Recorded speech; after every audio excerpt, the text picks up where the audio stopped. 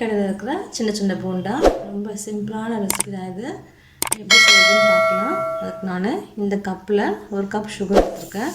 இதை நம்ம பொடிச்சுக்கணும்ல, அதோட ஒரு 3 ஏலக்காய் போட்டுக்கலாம். இதை பொடிச்சு எடுத்துப்போம். நம்ம சுகரை பொடிச்சு எடுத்துட்டோம், அதில் போட்டுக்கலாம். இதே கப்பில் 1.5 கப்பு நான் மைதா மாவு எடுத்துக்கிறேன். இங்கே 1 கப் போட்டுக்கலாம். ஒரு 1/2 கப் நான் போட்டுக்கிறேன். 1/2 கப் போட்டுக்கலாம். 1.5 கப் மைதா நான் போட்டிருக்கேன். இதோட நான் இந்த 1/2 கப்பு இட்லி மாவு ஆட் பண்ணியிருக்கிறேன். இது இட்லி மாவு நீங்கள் போட்டுக்கலாம். அப்படி இல்லைன்னா அதுக்கு பதிலாக பேக்கிங் சோடா பொடி போட்டால் கொஞ்சம் நமக்கு புளிப்போடு நல்லாயிருக்கும் சாப்பிட்றதுக்கு. இட்லி மாவு ஆட் பண்ணிக்கலாம். இட்லி மாவு இல்லைன்னா நீங்கள் பேக்கிங் சோடா கூட போட்டுக்கோங்க.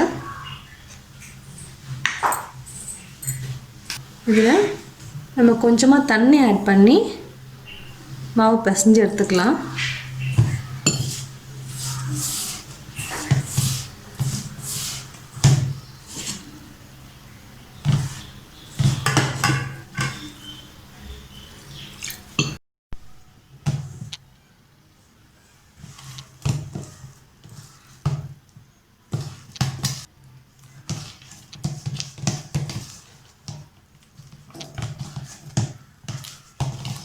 பிசைஞ்சிட்டு இதை மூடி வச்சுருங்க. 1 hour வெயிட் பண்ணுவோம். நம்ம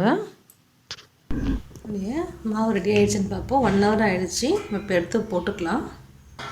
ஒரு சின்ன கண் தண்ணி வச்சுக்கோங்க. அப்போ தான் நம்ம கையில் ஒட்டாமல் மாவு எடுத்து போட முடியும். எண்ணெய் நல்லா காஞ்சிடுச்சு. தண்ணீரை தொட்டுக்கோங்க. கையை தொட்டுட்டு எடுத்துக்கோங்க. சின்ன சின்ன உருண்டைகளாக போட்டுக்கலாம். நம்ம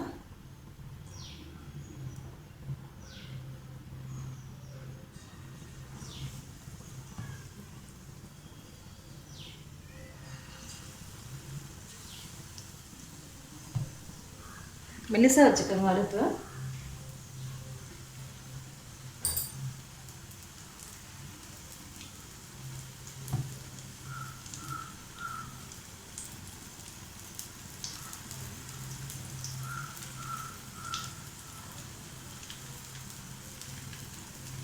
உப்பு போட்டுக்கலாம்.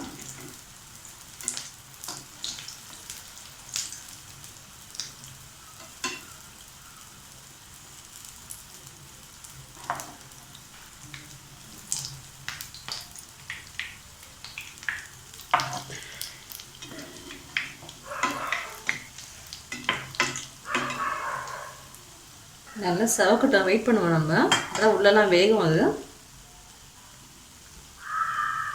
இந்த மழை காலத்துக்கு நல்ல டீ டைமுக்கு நீங்கள் நல்லா சுட பண்ணலாம். ரொம்ப ஈஸியாக செஞ்சது தான்.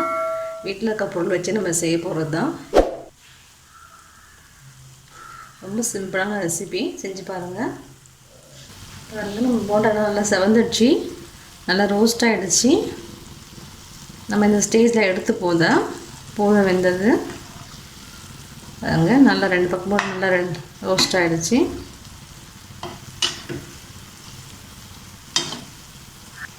நம்ம இதை எடுத்துக்கலாம்.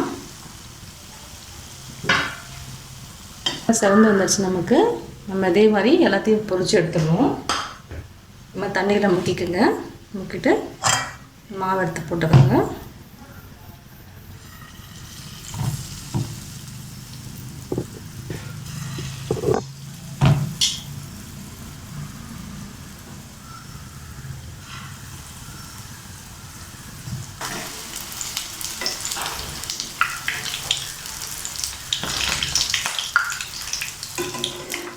இந்த ஸ்வீட் போண்டா ரொம்ப ஈஸி தான். நீங்களே செஞ்சு பாருங்கள். ஒரு கமெண்ட் சொல்லுங்கள். தேங்க்யூ.